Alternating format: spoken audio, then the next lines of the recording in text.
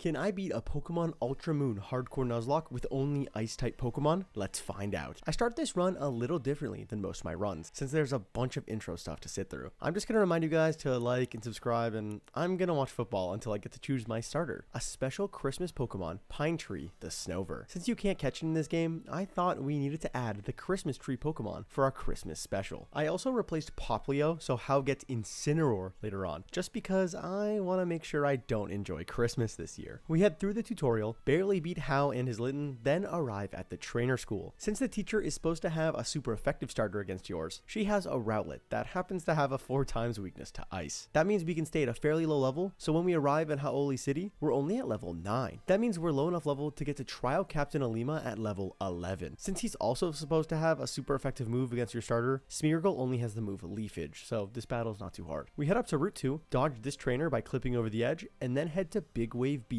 to stop Team Skull. After that, we dodge all the rest of the trainers and arrive at Verdant Cavern. Here, we've got to fight our first Totem Pokemon of the run, Alolan Raticate. Totem Raticate gets a defense boost to start the battle, and I lead with my only Pokemon, Snover. Our Snow Warning ability starts the hail for 5 turns, getting us a little bit of chip damage that could be beneficial later on. A Super Fang cuts our HP in half, which sucks because it doesn't activate our Oran Berry. Then we hit an Icy Wind for some solid damage, and a Speed Drop, which is going to be really important in a second. Raticate calls for its ally Pokemon, Alolan Rattata, and now it's a 2 versus 1 against our poor little Snover. A Tackle drops Snover into the yellow, activating our held Oran Berry, then we hit another Icy Wind, which is actually a spread move, hitting both targets and dropping both of their speed. Since Raticate is now -2 speed, it goes for Scary Face instead of a damaging move, giving us a chance to actually win this battle. Rattata's Hustle ability causes it to miss a pursuit, then Raticate hits a bite for 10 damage before a third Icy Wind connects, bringing down Alolan Rattata and bringing Raticate down to the red after hail damage. Thanks to another speed drop from Icy Wind, Raticate is -3 and I'm -2, so we can actually outspeed and finish off the Totem Pokemon of Melee Island. That's our first trial of the run completed, leaving only the grand trial left on the introductory island of Ultra Moon.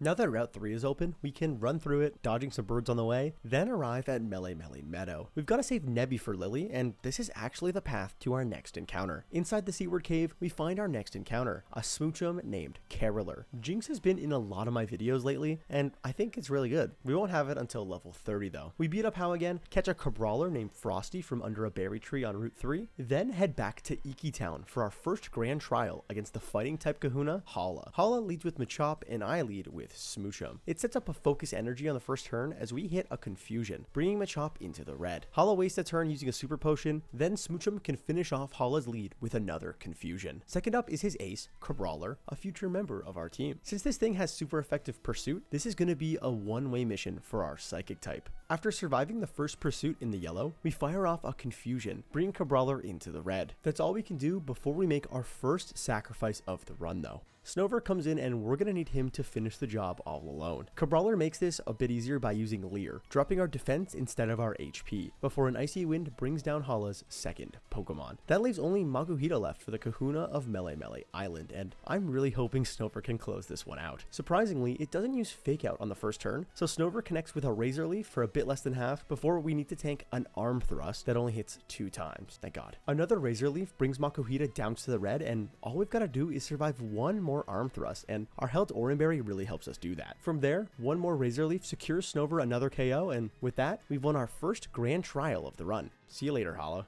So we're through the first grand trial, but after coming back to the game the next day, I kind of realized that this is going to be impossible without Smoochum. I like to try to plan my strategy before the next totem, and I literally don't get any new Pokemon before Araquanid. So we're going to restart the run right here, and I'm going to have a new plan. Intro, blah blah blah, trainer school, blah blah blah, Raticate sucks, whatever, and boom, we're back to Seaward Cave. Once we encounter Delibird, okay, wait, hold on. Once we encounter Smoochum, instead of catching it, we can use the SOS ally system to our advantage. By just taking out the ally Pokemon, eventually Smoochum will call its fully evolved form, Jinx. This literally took 2.5 hours of recording, and I literally ran out of space on my hard drive, losing the recording, but we did eventually catch Caroler the Jinx at level 10. We do miss out on Perish Song and Draining Kiss thanks to our level up moveset, but this should give us the proper power to survive a Hala fight. Let's head back to Iki Town and give this another shot. Hala leads with Machop again, and I lead with Jinx this time around. around. Since we're faster now, we outspeed and use the move Echoed Voice, a normal type move that gets stronger the more turns you use it in a row. That means that even though our first Echoed Voice doesn't get over half, the next one secures Jinx her first KO of the battle. Next up is Hala's Ace, Brawler, but now that Echoed Voice is up to 120 base power and we're holding a Silk Scarf to boost normal type moves, Jinx can actually outspeed and secure ourselves a one-shot KO on Hala's most threatening Pokemon. That leaves only Makuhita left, and even after it uses Fake Out to drop Echoed Voice's power back to 40, it really isn't much of a threat. A few more after building the power back up gets us our final KO of the battle, and we've won our first grand trial for the second time. Let's get off this island, huh? Now that we're actually through the first trial for real this time, we can actually try to continue the run. We head back to the beach for a little mantine surfing that does not work on keyboard and mouse. Then we arrive on the second island of Ula'ula, Akala Island. We get 2 beach points, which are going to be important in a second. Then we head to Heya City, our first taste of Akala Island. Here we run into Dexio and Sina from Kalos and need to beat up a fellow ice type trainer in Sina. That's not too bad since we have coverage on our movesets and she really doesn't. So we can move past that pretty quickly and head over to Route 4, where we can catch our next encounter. In the grass, we can find and catch an Eevee named Icicle. Since we can't access the Icy Rock to evolve Eevee until right before the Elite Four in Mount Lanakila, we're probably just gonna forget about her, honestly. Paniola Town, home of our next fight with Hau, that's a lot less hard now that I have Jinx on my team, and basically nothing else. At least the ranch has something potentially useful for us, the Hidden Power TM. Let's take a look. Dark and Water. Not awesome for our next totem, but whatever. There's also a breeder here that gives you one of the original 3 evolution stones, but we've got to hatch the egg first, so we'll be back. If Eevee evolved with an ice stone like in Sword and Shield, I'd run a marathon to hatch this egg, but we've got to wait for the Icy Rock. Too bad. Gladion makes his first appearance in Route 5, but Jinx is still a little too good to make this battle super difficult. So let's just head straight to Brooklet Hill, home of our second trial against Totem, Araquanid. We get Lapras Paddle right as we answer from Trial Captain Lana, but as much as I'd love to go get a new encounter to help us out, our next encounter is actually a fishing encounter, not a surfing one. We do head back to Melee Island to grab the Frost Breath TM, which is a pretty good move for us at this point. While we're on the beach, let's talk about BP, or beach points. You get these from mantine surfing, and you can buy vitamins in exchange for 2 BP each. That means we can get a bunch of vitamins for Jinx and Snover, boosting their special attack and defense for the next totem. Every single important trainer and totem have perfectly trained EVs to be a little bit stronger, so we're gonna need some power boosts to even try to compete. We can also take some of these BP to a move tutor on the beach, which gives us a little bit more help. Snover can learn the move Giga Drain, which is going to be neutral against the next totem, but like that's the best I'm going to get with these hidden power types. Snover and Jinx will have to take this on all on their own, so let's try to take down one of the scariest Pokemon of all time. God, I hate spiders. Totem Araquanid starts the battle with a speed boost, and I lead with Jinx, sporting a unique moveset. We protect on the first turn, which might seem like we're just giving Araquanid a free chance to call its ally Pokemon, its pre-evolution Jupiter, but that's not the reason, I promise. On the next turn, Jinx can outspeed and use the move Torment, a move that prevents the target from using the same move twice in a row. Jinx does need to tank some massive damage in the process, but she survives in the red. Using Torment prevents Araquanid from doing massive super effective damage every single turn and getting a lot of recovery with Leech Life. Unfortunately though, Jinx is gonna need to take one for the team here to make this plan actually work. Jinx can use one last Frost Breath to do some damage to Jupiter before going down to another Leech Life. I bring Snover in now, overriding the rain with Hail. Since Araquanid just used Leech Life on the last turn, we don't need to protect here, meaning that after tanking an Aurora Beam for some pretty light damage, Snover can bring down Jupiter with a Giga Drain, getting some of that HP right back and making this battle a 1v1 again. I'm gonna fast forward for a bit here since Snover can avoid any major damage now that we can just protect around Leech Life, so we alternate some Giga Drains to keep Snover healthy. Then when Araquanid gets below 2/3, it calls its second ally Pokemon, Masquerain. We've got to get rid of this thing ASAP since it's got super effective flying moves, so we protect on the first turn to dodge Leech Life again. Then Snover tanks a Bug Bite and a regular bite down to the yellow before connecting with a super effective Frost Breath, bringing down Masquerain. That leaves just Totem Araquanid, and from here, we've got this in the bag. We can just continue to avoid Leech Life and slowly chip down the Totem Pokemon until it finally goes down, winning us the battle and netting us our first Totem victory on Akala Island. We're down to only one Pokemon again, so let's fix that ASAP. We head back to Melee Island through the Seaward Cave, then to Kahili Bay. Here, we can fish and find a shelter named Ornament. He's got the skill link ability, so moves like Icicle Spear are going to be great with this guy. Along the way, our egg also hatched, so we can grab the Waterstone from Paniola Ranch, then evolve Shelter into Cloyster. And just like that, we've got a new ice type for the team. After moving some Sudowoodos out of the way, we arrive in Royal Avenue, home of the RNG hell that is the Battle Royale. If everyone targets Cloyster, we could pretty easily lose our newest teammate just like that. Thankfully though, everyone hates Hal, so we're safe for now. On Route 7, we can use the QR scanner to get ourselves another teammate. After scanning a few codes, we use Island Scan to unlock a rare encounter, a Spheal named Snowball. Since he's got the thick fat ability, we've actually got a fire resistance on the team now. Just in time for the fire type trial, right? So we head up to Whale Volcano and take on the next totem Pokemon, Alolan Marowak. Totem Marowak starts the fight with a +2 speed boost, and I lead with Cloyster, making his trial debut. Marowak uses Detect on the first turn, but that's actually perfect for us since Cloyster can use Rain Dance, helping reduce fire type damage just a little bit. Marowak calls in its ally Pokemon, Salazzle, and now we've got a 2v1 on our hand, but that won't be the case for too long. Since I gave Cloyster a bunch of speed EVs from vitamins and training, and since Salazzle only has a speed IV of 1, we can actually just outspeed here and bring down Marowak's ally Pokemon with a rain boosted Water Pulse. That gets rid of that threat, but Cloyster still needs to tank a super effective Brick Break from Marowak for just slightly over half. Our held berry does give us a bit of recovery, but this trial still isn't over yet. We fire off a Water Pulse that does big damage, but this Brick Break could end our run right here, right now.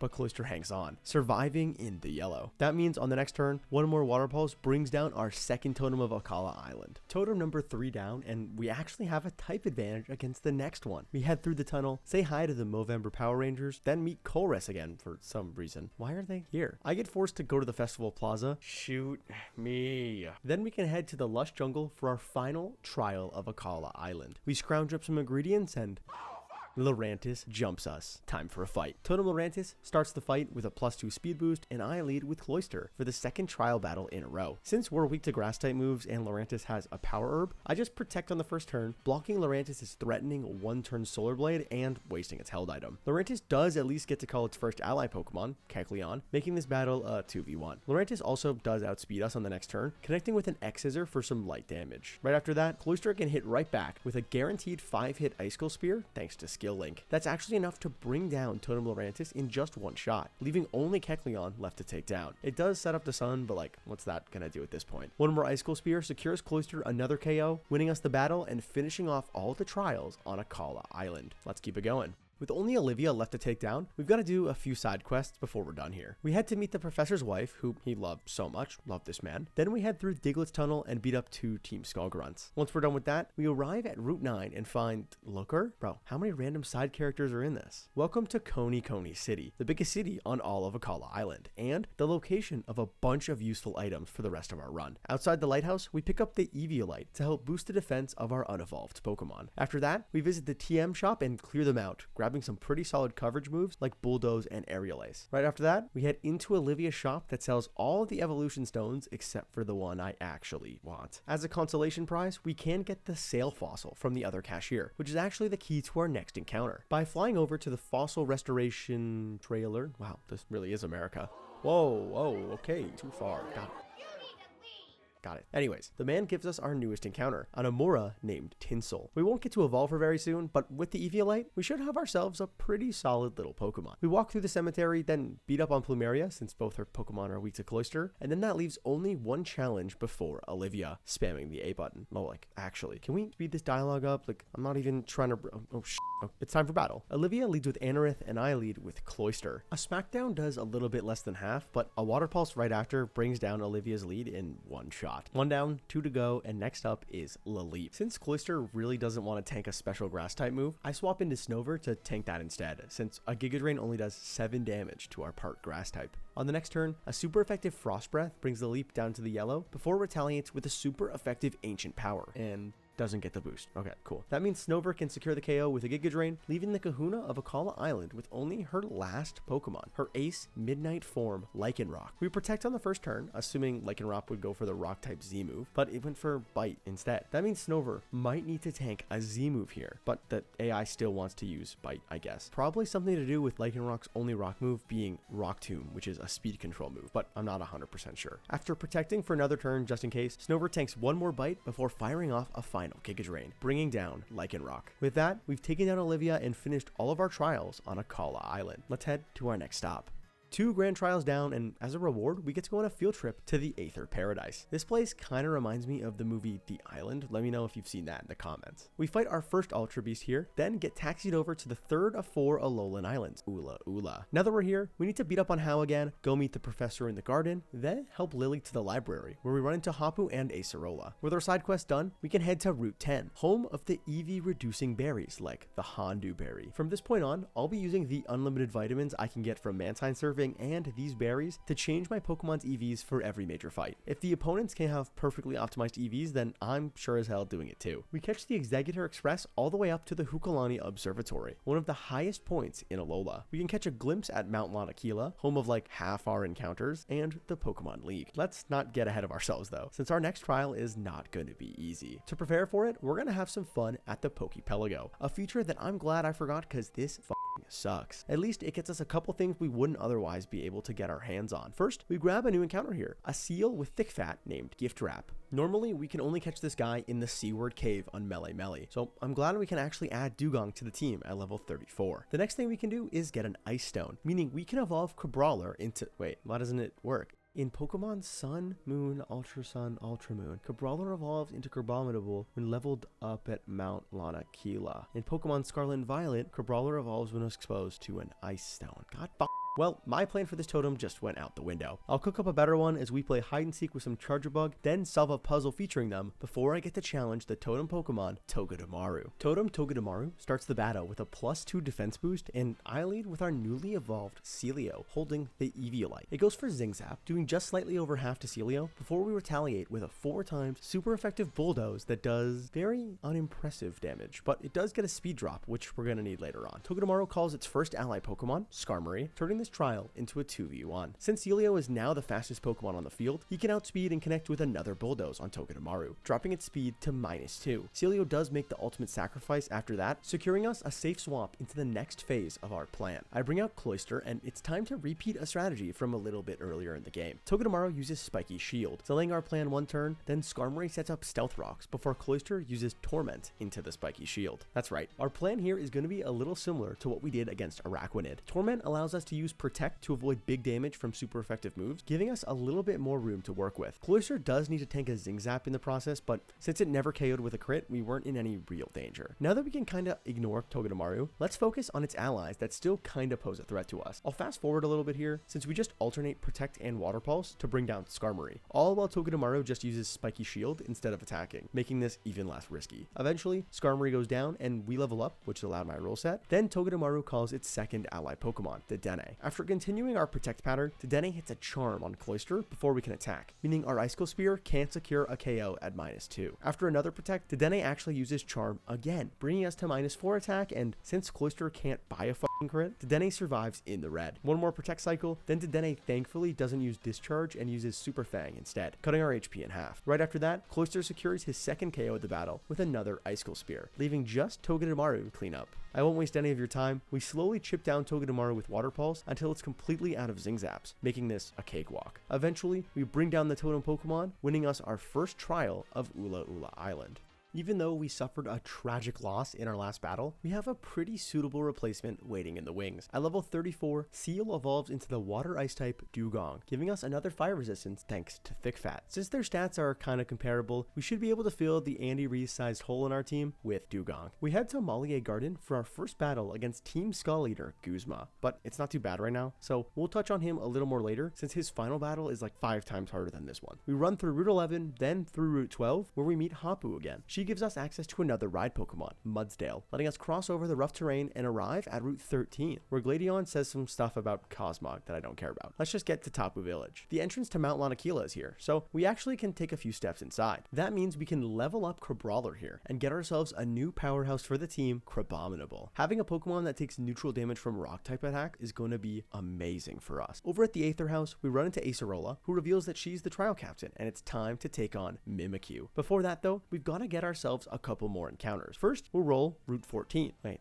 there's no grass here. Bro, Nuzlocke tracker lied to me. Okay, well, this is going to make this a lot harder. We've got a decision to make. We have 3 possible encounters in Tapu Village: Snow-Run, Alolan Sandshrew, and Swinub through the Island Scan. Well, I guess I could get Vanillite through SOS chaining, but like, we're not going to do that. The best case scenario is probably Sandshrew, since having a steel type would be awesome. That also means that Swinub is definitely going to be off the table, but if I do end up getting a Snow-Run here, we're probably going to go take the guaranteed Sandshrew from Mount Lanakila we can get thanks to Dupe's Claws. That means we won't have a chance at Weavile, but I think Sandshrew is going to be more important. We head into the grass and actually get the 10% Sandshrew. That's so awesome. We name him Wreath, and then thanks to the Ice Stone I got earlier, we can evolve him right away into a Alolan Sandslash. That's a really solid power boost for the team, and with 2 new heavy hitters, let's go take down our next trial. We head over to the abandoned Minimart, take down a couple ghosts, and now it's time for Totem Mimikyu. Totem Mimikyu starts the battle with a full Omni... Wait, +1 to all stats? How's that fair? Well, whatever. I lead with Cloyster. Since we've got the multi-hit move Icicle Spear, we can pretty easily get around Mimikyu's Disguise ability, which normally blocks all damage on the first attack. Mimikyu calls its first ally Pokemon, Banette, making this trial another 2v1. We protect for a turn to get a little more recovery from leftovers, then Mimikyu hits a Play Rough that gets an attack drop. Awesome. Meaning Cloyster can't get a KO with another Icicle Spear. He also gets cursed by Banette because of course he did, so now we've got to steer a little bit. I swap out into Sandslash, who tanks a resisted Play Rough and gets burned by Will-O-Wisp, but a held Rossberry at least cancels out that burn. Mimikyu connects with a Shadow Claw for some solid damage on the next turn, but since Sandslash is part Steel type, we can use a super effective Iron Head to get rid of Mimikyu, leaving only Banette left on the field. It does use another Will-O-Wisp, making Sandslash kind of useless with half her physical attack, but that's not a big deal. I swap into Dugong on a feint attack that, even with a crit, didn't do very much damage. From here, we can use Brine, a move that does double damage when your opponent's below half HP, to bring down Banette and win ourselves our final trial of Ula'ula Island.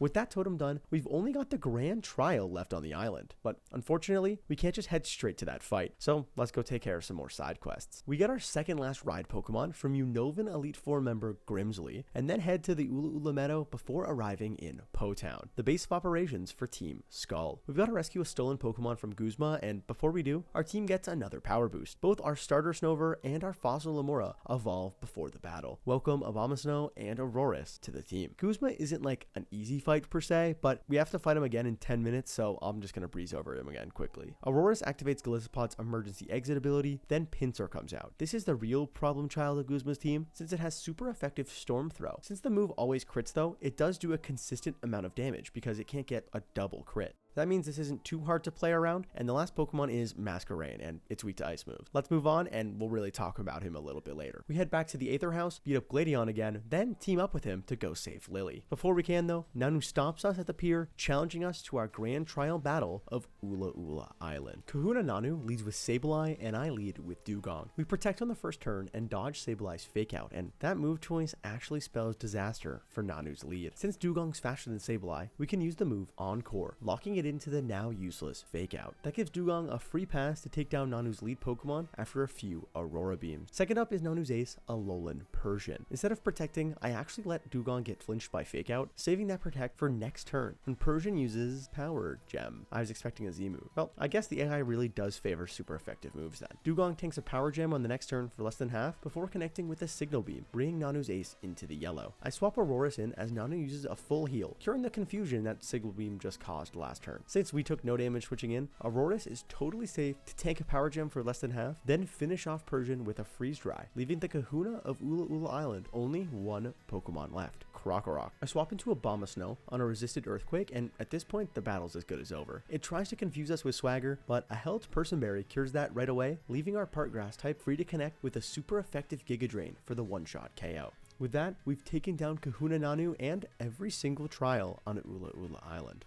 3 of 4 islands done, let's head back to the Aether Paradise and save Lily. We do some double battles with Hau and Gladion, then exit Paradise to the doorsteps of Lucamine's mansion. Before we can go confront her, Guzma stands in our way again. He's got 4 Pokemon now, so let's actually break down this fight for a change. Guzma leads with Golisopod and I lead with Auroris. Since we're faster, we can use the ice move Freeze Dry, which is super effective against water types, to bring Golisopod into the red and activate its emergency exit ability. That switches it out and brings Vikavolt out next. While this electric type is slower than Blissey, it hits like a freight train, so we've got to figure out how to maneuver around it. I swap into Dugong on a neutral flash cannon for some light damage, and then since we're faster, we can use Encore to lock it into the steel type move, instead of having it use the super effective Thunderbolt. Vikavolt's second flash cannon also does drop our special defense, making this a little bit more sketchy. We get some chip with Aurora Beam, but another flash cannon brings Dugong into the red before a Citrus Berry gets us some recovery. There is one turn of Encore left now, but I kind of want it to end, so I burn the final turn by using Protect. This makes Vikavolt use Thunderbolt, so I can swap into Abomasnow, who tanks the resisted attack really well. We also get the Hail set up, doing a little bit of chip damage every turn, which is actually going to be really important for this one. We protect for a turn, then swap into Auroris on the resisted Bug Buzz for some light damage before protecting again, leaving Vikavolt just above half. Our Ancient Power should do around 55% at minimum, so we're free to knock out Guzma's second Pokemon here. Third up is Pinsir, who's got the super effective Storm Throw. At least, again, I can't get double crit, so I swap into Cloyster, who tanks it relatively well. From here, I can swap into Crabominable on a neutral Stone Edge, but it gets crit anyways, so our pivots didn't really matter that much. From this HP, we can tank one Storm Throw, bringing us down to the red, before we can connect with a wide lens accuracy boosted super effective Rock Tomb, dropping Pinsir's speed by 1 stage. That speed drop is crucial for us, so I swap back into Cloyster on another Storm Throw, dropping us into the yellow. Thanks to that speed drop, Cloyster is now faster than Pinsir, so 5 hits of Icicle Spear bring down Guzma's third Pokemon. Next up is Masquerain, and thankfully this one has an ice type weakness. I swap into Sandslash on a weak Bug Buzz, then take one more before securing a one-shot KO with a super effective Ice Punch. That leaves Guzma with just his lead Golisopod left, and since it's already in the red HP, Sandslash can just protect in case of first impression, tank a Sucker Punch, then finish it off with an Aerial Ace. That's the leader of Team Skull down, so let's bust into this mansion. Well, okay, not like bust like that, I meant like break in. With her bodyguards taken care of, we can finally confront the hottest Pokemon villain of all time and take her down in a battle. I'm gonna be honest, Guzma is like 100 times harder than Lucamine could ever dream of being. Like, really, I kind of breezed through her. Beware almost gave me a heart attack, but like other than that, it was pretty easy. Lucamine and Guzma get sucked into a wormhole, and instead of dropping everything to try to save them, we're gonna continue our trial. Sorry guys. Next stop, Poni Island. Here, we meet the newly added trial captain in the Ultra game, Mina, and then we head over to meet Habu at Ancient Poni Path. We get our final ride Pokemon in Machamp, then head over towards the Ruins of Hope. Before we actually get there, we can add a new encounter to the team. By surfing around for literal hours, we eventually find and catch a Lapras named Nutcracker. Since she's got the Shell Armor ability to prevent critical hits, she's going to be a great resource for the late game. Oh, and she also instantly used Parasong, and I love having teammates that are mentally ill. Habu gets crowned as the official Kahuna of Poni Island, big whoop, and we run through the vast Poni Canyon towards the gates of our next trial. P, you're using Ice type. Shouldn't the Dragon type trial be easy? Yeah, I wish it was. Totem Komodo starts the battle with another full Omni boost. Oh, awesome. Cool. Great. I lead with Crabominable, in case you guys wanted to know. Our fighting type tanks a super effective Drain Punch that never would have KO'd with a crit. Then we use the Dark type move, Fling, a move that launches your held item at your opponent. Since we were holding the Flame Orb, Fling actually gets a secondary effect, burning the target. That halves Totem Komodo's physical attack, making it a lot less threatening for our ice types. It also calls its ally Pokemon, Noivern, making this trial a 2v1. I swap into Lapras, making her debut, as she tanks a Drain Punch and a Boom Burst, dropping her just below half before our held Citrus Berry heals us right up. Thanks to Shell Armor, we're totally safe to stay in for another turn, letting us take another Drain Punch and Air Slash down into the red before we connect with a 4x super effective Ice Beam on Noivern, bringing down the first ally of the battle. Since Komodo is still at full HP, it doesn't call another Pokemon right away, meaning we can position ourselves a little bit better before we're at a disadvantage again. I swap into Cloyster, and thanks to his really high physical defense and Komodo's burn, it only takes 20 damage from a super effective Thunder Punch. We protect to get a little bit more leftovers recovery, then tank a Drain Punch on the next next turn before hitting a 5-hit Icicle Spear to bring the Totem Pokemon down into the yellow. That makes Komodo call its second ally Pokemon, Scizor, putting Cloyster at a numbers disadvantage again. We protect for some more leftovers healing, take one more Drain Punch for some pretty light damage, then connect with 3 hits of Icicle Spear to bring down the Totem Pokemon of Poni Canyon. That only leaves Scizor to take down, and since it's not too much of a threat, I'll fast forward a little. Cloyster does a little bit of damage, but an X-Scissor crit means we'll get KO'd, so I swapped to Dugong to finish the job with a few Water Pulses. That's our first Poni Island trial down, but we've got a much harder battle coming up pretty soon.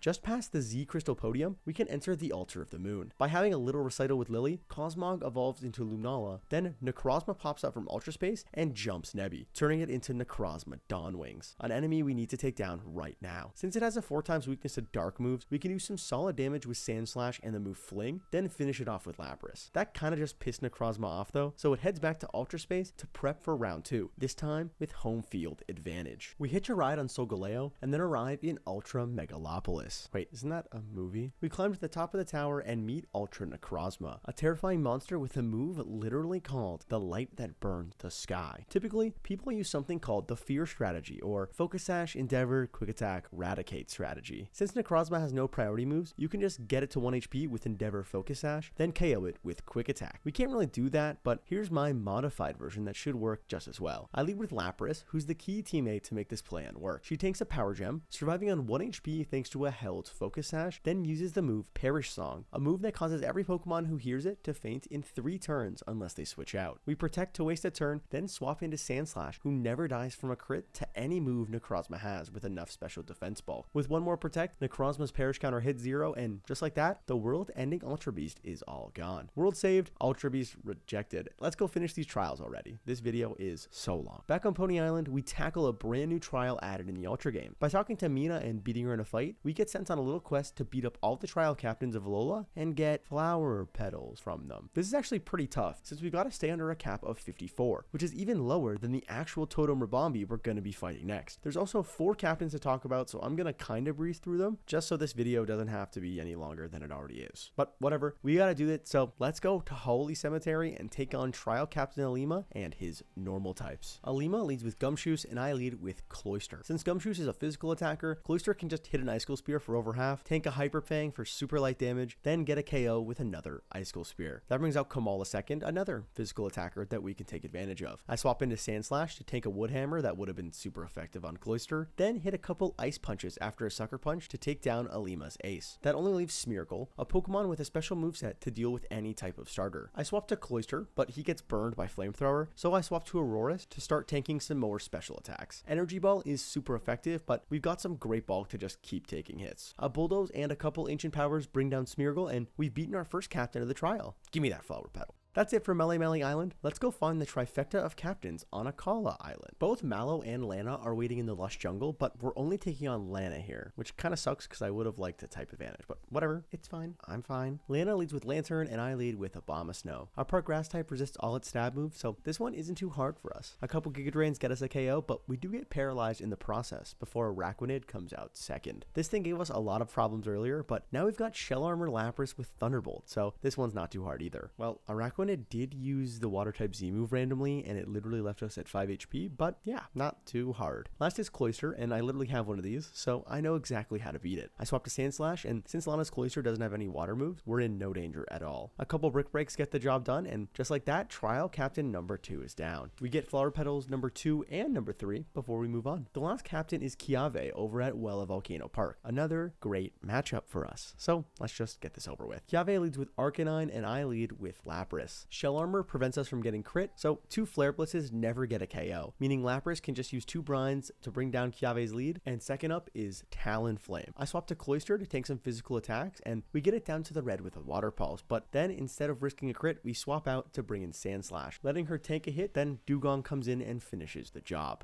That leaves Kiave with only Marowak left. Dugong takes a Fire type Z move and a Flame Wheel for basically nothing thanks to Thick Fat, so we can hit 2 Water Pulses, getting us the KO and winning us the battle. We get a Flower Petal, and now that we're done here and with The hiker too? Bro, now that we're actually done, it's time for a quick flight to Mount Hokulani on Ula'ula Island. Sophocles doesn't actually fight us in Ultra Moon, so we can just grab our flower petal and then head to the Aether house outside Tapu Village. We meet Kahuna Nanu here instead of Acerola, who's filling in for our final battle of this trial. Nanu leads with Sableye, and I lead with Crabominable. Ice Hammer does big damage, but I forgot that it lowers our speed, so our part fighting type actually tanks 2 Shadow Balls instead of 1. So when Nanu sends out Absol next, we've got to swap instead of chaining another KO. I bring in Lapras, who can avoid all the super luck crits from Absol, and without those risks, this is easy work. A couple Ice Beams bring down Nanu's second Pokemon, and last up is Alolan Persian. I swap to Sandslash on a resisted Fake Out, and then a Protect helps reduce the damage of the Dark type Z-move, Black Hole Eclipse, and now Persian is much less of a threat. After getting flinched by a Dark Pulse, Sandslash does at least get some chip off before we swap into Dugong on another Dark Pulse. This thing also does have super effective Power Gem, so Dugong tanks 1 before hitting a Signal Beam, leaving Persian in the yellow. Thanks to our held Citrus Berry, we're not at risk of a critical hit here, so Dugong can finish off Nanu's ace with another Signal Beam. That's the Kahuna of Ula'ula Island down for the second time in the run. Now that we're finally done with that, we can actually face our final Totem Pokemon of the run. Back at Mina's place, we get the Rainbow Flower, and the terrible, the frightening Totem ribombee challenges us to battle. Totem ribombee starts with a... Wait, nah,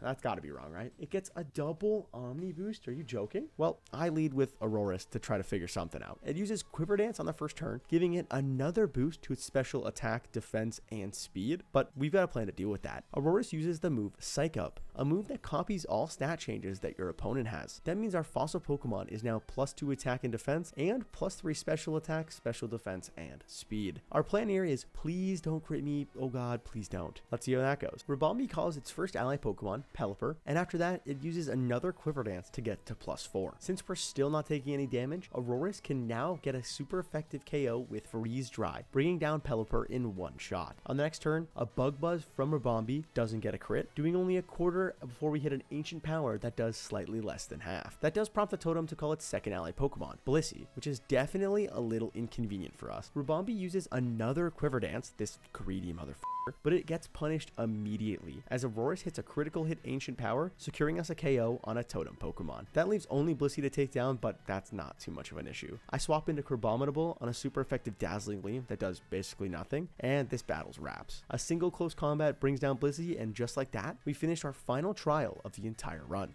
All totems down, but we don't get a level cap increase quite yet. That's because we gotta go take down our final Kahuna of the run, Hapu, over on Executor Island. She's got ground types, meaning we actually have a type advantage for once, and it's time to take advantage of that. Let's do this. Hapu leads with Golurk, and I lead with Abomasnow. Thanks to our Snow Warning ability, our Blizzard is 100% accurate, so we connect with one for a little over half as Golurk just sets up a layer of Stealth Rocks. Little does he know, I'm not going anywhere. Another Blizzard brings down Hapu's first Pokemon, and she sends out her ace Mudsdale second. I use Giga Drain on the first turn as Mudsdale hits a resisted Earthquake for less than a third on our part Grass type. A Blizzard brings down Hapu's ace from just over half, and that's 2 Pokemon down. Next up is Flygon, another Pokemon with a weakness to Ice types. Abomasnow tanks a Dragon Breath, getting paralyzed in the process, but he still connects with the 4 times super effective Blizzard for an easy one-shot KO. That leaves the Poni Island Kahuna with just her Gastrodon left, and that's not a great Pokemon to set out against our Grass type. Now that Hapu has a 0% win rate as a Kahuna, we can leave Poni Island with our head held high and head back to Mount Lanakila.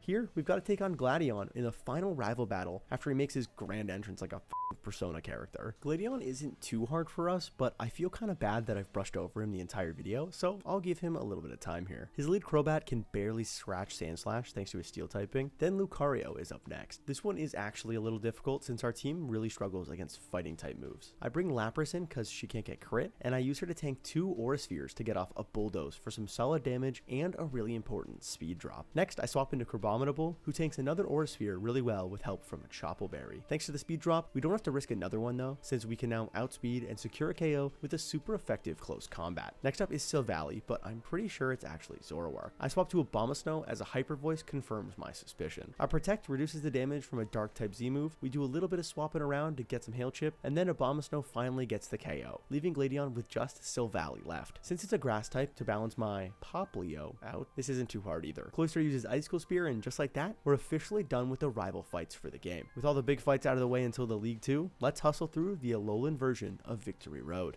Once we head up the elevator, we can catch our final encounter of the run. We've got a pretty even chance at getting Snorunt instead of Sneasel, which would be slightly worse, but overall they basically serve the same purpose. We run inside the cave, run around, and actually get a Sneasel. That's great. Elf is going to be a solid Elite Four team member. Oh, look, an Ultra Beast. Well, let's keep going, I guess. We head through the caves and wait, do you guys remember Eevee from like an hour ago? We can actually finally use her. By using a rare candy at the Icy Rock, we can get ourselves a Glaceon, who's probably not going to be on the final team, but like options are options, I guess. Welcome to the peak of Mount Lanakila, the final destination in our crazy journey around Ula'ula. We chat with Kukui, and now we've got to plan our team and our EV spreads. Since vitamins only give us 100 EVs in this generation, we'll have to train up before the Elite Four and use the same spread the entire time. But before we talk about that, let's talk team members. I know I want Lapras because she can reliably win 1v1s thanks to shell armor. I definitely want Cloyster because he'll act as a physical wall and can get some solid damage with Icicle Spear. Crabominable will be super helpful against Molayne using super effective fighting type moves, and Weavile is going to secure fast KOs against quick threats or can secure like revenge KOs if we have to sacrifice. That leaves us with 2 spots left and a whole bunch of potential Pokemon to fill them. The first of these spots is going to go to Sandslash for a few reasons. She's a great physical wall who takes neutral damage from rock moves, which should be good against Olivia, and he resists a lot of other types in case we need to steer at any point. That leaves just one final spot, and it's going to go to an unlikely contender, Dugong. She's got Thick Fat, which is solid for the champions in Incineroar, but more importantly, it's got Encore and Icy Wind, just to provide some support later on. Will these 6 ice types be enough to take down every challenge the Elite Four has to offer? Let's find out. The first Elite Four member we're going to take on is going to be Molayne and his steel types, but for a very specific reason. He leads with Klefki and I lead with Crabominable, who's starting the battle poisoned. The plan here is to set up a sweep with Crabominable, but since I don't use setup moves, we need to accomplish that another way. By using the move Power Up Punch, we can get +1 attack every turn, and by starting the battle pre-poisoned, I can avoid getting paralyzed by Thunder Wave. We're also faster than Klefki with our Eevee advantage, so after it sets up a Reflect and a layer of spikes, we can outspeed and use Brick Break to not only get rid of Reflect, but also do full damage to KO Molayne's lead Pokemon. We level up, which is allowed in my rule set, and then the terrifying Metagross comes out. In my first blind run of this game, Metagross literally wiped my entire team, and I really don't want that to happen again. Thankfully, Metagross doesn't see a KO with priority Bullet Punch, and the EV spread I made for Crabominable lets us barely outspeed Metagross after our level up. A +2 close combat secures our second KO of the battle, and third up is Bisharp. This Pokemon does have a 4x weakness to fighting moves though, so we can just use another Power Up Punch, knocking it out in one shot. Fourth up is Magnezone with the Sturdy ability, preventing it from getting one-shot KO'd. That might seem like a problem, but I've actually accounted for this. Crabominable is holding a King's Rock, so if we use the move Fling, we can break Sturdy and also cause it to flinch 100% of the time. From here, a close combat gets Crabominable his 4th KO of the battle, leaving Molayne with only one Pokemon left, his ace, Alolan Dugtrio. This thing is way too fast for our part fighting type to deal with, so I make a swap into Lapras as Dugtrio uses its steel type Z-move, Corkscrew Crash, doing around 3/4 to Lapras before our held Citrus Berry brings us back up over it. Since we can't get crit, Lapras can stay in and tank an Earthquake back into the yellow before connecting with a Brine, doing around 3/4 to Dugtrio. I swap into Cloyster as Molayne uses a full restore, then tank a pretty light Earthquake before hitting a Water Pulse, bringing Dugtrio right back into the yellow. Molayne wastes another turn healing, but we do get a Confusion from Water Pulse on the next turn, so Molayne just uses a full heal to cure it instead of attacking me. That lets Cloyster freely get off one final Water Pulse, bringing down Dugtrio and winning us our first battle of the Elite Four. Let's keep it going.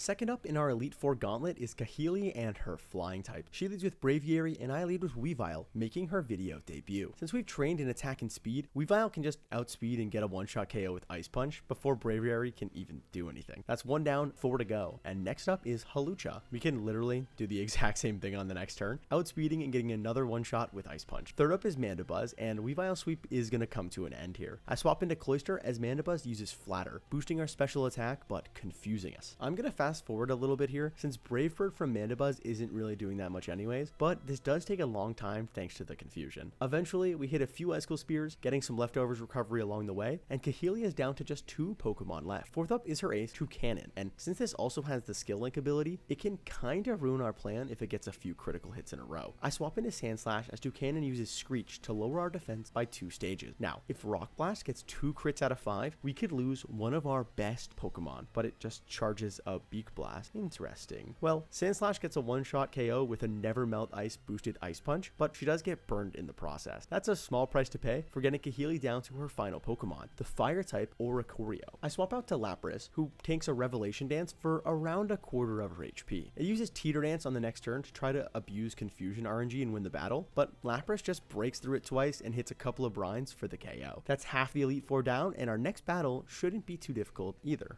Next up, we're going to take on Acerola and her ghost types. She leads with Banette and I lead with Weavile. Kinda like against Kahili, we can utilize Weavile's high speed and attack to secure a one-shot KO with Stab, super effective Night Slash. Second up is Delmise, so I swap out to Sandslash, who takes an Energy Ball for pretty light damage. On the next turn, an Ice Punch drops Delmise into the yellow and gets the freeze, so Sandslash doesn't even have to take any more damage. Acerola does waste some time healing with full restores after that, but since we're faster, we finish off Delmise with a few more Ice Punches. Third up is her ace, Palossand. I swap out into Lapras on an Earth Power that does about a third, and this matchup is going to be a great example of how good Shell Armor is. We hit an Ice Beam for a bit more than half, then Palossand retaliates with a Giga Drain, bringing Lapras into the yellow and healing itself back up over half HP. Normally, this isn't a matchup I'd ever want to stay in on, but with some Citrus Berry recovery, Lapras never dies to another Giga Drain. That means that even though Ice Beam doesn't get us a KO here, we're in no danger of getting KO'd ourselves, as Lapras survives on 51 HP. One more Ice Beam secures us our third KO of the battle, and Acerola is down to 2 Pokemon left. Next up is Frostlass, a fairly fast and a pretty strong special attacker. I swap to Weavile as she resists all of Frostlass's moves, so Shadow Ball only does like a quarter. From here, we can outspeed and get a KO with super effective Night Slash. That leaves Acerola with just her last Pokemon left, and that's Drifblim. Its only attacking move is the resisted Ominous Wind here, so after hitting a Night Slash for over half, Weavile can just tank one no problem. From here, one more Night Slash wins us the battle, and we've only got one Elite Four member left to take on. The next one might be the hardest of them all though. Our final Elite Four battle is against Olivia and her rock types. She leads with Armaldo and I lead with Cloyster. Rock Blast from this thing is really scary, so all we need to do is not get a 5-hit with a crit mixed in and we should be fine. Or it can just use X Scissor. Okay, why? Torment makes sure Armaldo can't spam Rock Blast, and now we've got a path to victory. I protect to dodge the super effective rock type move, then I swap into Sandslash on an X Scissor for some light damage. Now, we're gonna need Sandslash later on, so if we get crit once or twice here, it could cost another of our teammates their lives. Thankfully though, Armaldo never gets lucky enough to threaten our run, and a few turns of alternating Iron Head and Protect bring down Olivia's lead, and Sandslash has plenty of HP for later on. Second up is Olivia's ace, Lycanroc, which is definitely the scariest Pokemon of the entire Elite Four. We Protect on the first turn to try to tank the rock type Z move, but it uses Counter instead. That's okay, we just need to adjust our plan a little bit. I stay in and use Icy Wind that does basically nothing, but it accomplishes 2 goals. First, it drops Lycanroc's speed, which is crucial, and second,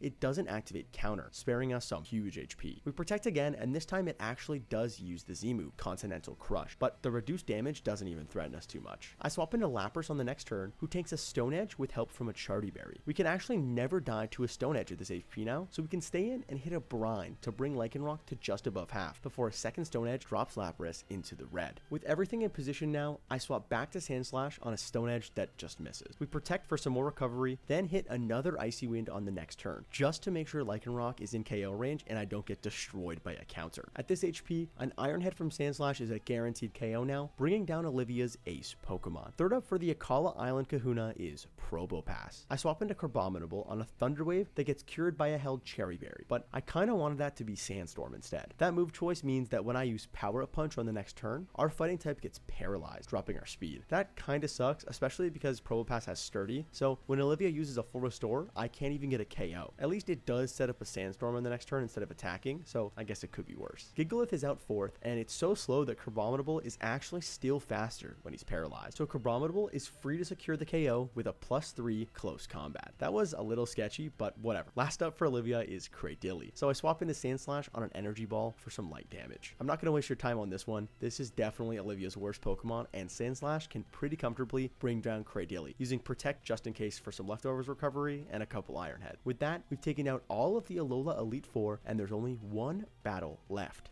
We enter the champion's chamber, and since there's no one there, we're officially crowned the first champion of the Ula'ula region. We're challenged for the title like immediately, but technically we were the champion. I'm just saying. Hal leads with a Alolan Raichu, and I lead with Weavile. This Raichu has cost me in the past for sure, but this time Weavile can kind of just outspeed and bring it down with a super effective Night Slash, completely avoiding a pretty difficult Pokemon. Second up is Incineroar, a Pokemon that I wish I didn't give Hal. Like, what the f did I do that? I swap into Dugong on a fire type Z move, Inferno Overdrive, and she tanks it like a champ thanks to the Thick Fat ability. I protect to confirm it's going for Darkest Lariat. Well, that's not good. It's literally resisted. What are you doing? Well, since I can't risk swapping Crabominable in on a Flare Blitz, Dugong needs to take one for the team here. We hit a wide lens accuracy boosted Icy Wind for the speed drop, and then it goes for Darkest Lariat. Bro, okay, well, I encored into Darkest Lariat because Dugong actually doesn't have a water move, and then she goes down to another Darkest Lariat. I bring Crabominable in safe, and since we got that Icy Wind speed drop, we can outspeed and hit a super effective close combat for the one-shot KO on Hao's starter Pokemon. Third up is Tauros, so I swap into Cloyster on a double edge that gets its damage reduced by a held Chilean Berry. We take another on the next turn, then connect with a 5-hit Icicle Spear to bring Tauros down to the yellow. Hao uses a full restore, but we just used Icicle Spear again back to the yellow, and now we've got to risk a crit. If this double edge takes us down, it's not a big deal since Weavile can come in for the quick KO, but hey, Cloyster is debatably the carry of this run. Double edge connects, and we hold on with 7 HP. See, I told you, carry of the run. Another Icicle Spear brings down Tauros, and Hao's only got half his team left. Fourth up is Crabominable, so I am gonna sack Cloyster. Listen, man, I need a sack, and he's got 7 HP. Like, it's not like I'm gonna use him again. I bring in Lapras now, just to serve one specific goal. She takes a power-up punch for like 3/4, then hits a Bulldoze, dropping Crabominable speed. Our third Water-Ice type of the battle goes down after hitting one more Bulldoze, but we've set ourselves up for success here. I bring in my own Crabominable now, and since we have the speed advantage because of the Bulldoze speed drops, this mirror matchup is in the bag. A single super effective close combat brings down Hao's 4th Pokemon of the battle, and we're in a great position to finish it off. Fifth up is Noivern, and since this thing has base 123 speed and 252 speed EVs, we're gonna need another clean switch here. That means since Dugong unfortunately took the sacrifice earlier, Crabominable is gonna have to make it here. Noivern hits a super effective Air Slash, bringing down Crabominable and leaving us in a 2v2 for the title of champion. I bring in a Weavile, and since we're trained with max speed EVs and we're at level 59 now, we can actually outspeed and bring down Noivern with a 4x super effective Ice Punch. That leaves Hao with only one Pokemon left, and luckily for us, it's a great matchup, Leafeon. Now, I'm pretty sure Weavile could have just got the KO here, but I'm not sure how bulky Leafeon actually was, so I swapped into Sandslash to stall it out. I'm gonna fast forward here, since Hao used 3 full restores and got 3 critical hits with Leaf Blade, so I had to protect a bunch of times. At the end of the day though, Sandslash was never at risk of getting KO'd with a crit, and we eventually bring down the evolution with a bunch of super effective Ice Punches and Icy Winds. With that, we're officially the first champion of the Ula'ula region, and we've officially beaten a Pokemon Ultra Moon Hardcore Nuzlocke with only Ice-type Pokemon. Thanks guys so much for watching this one. Ula'ula is so tough, man. It took me literal hours to plan out every one of these fights, except for Lurantis. That one was really easy. If you liked the video, press like and subscribe if you feel like it. It really means a lot to me. Oh, and become a member if you want to buy me a pack of gum for Christmas. That'd be cool. With that being said, guys, happy holidays. I'll see ya in 2025.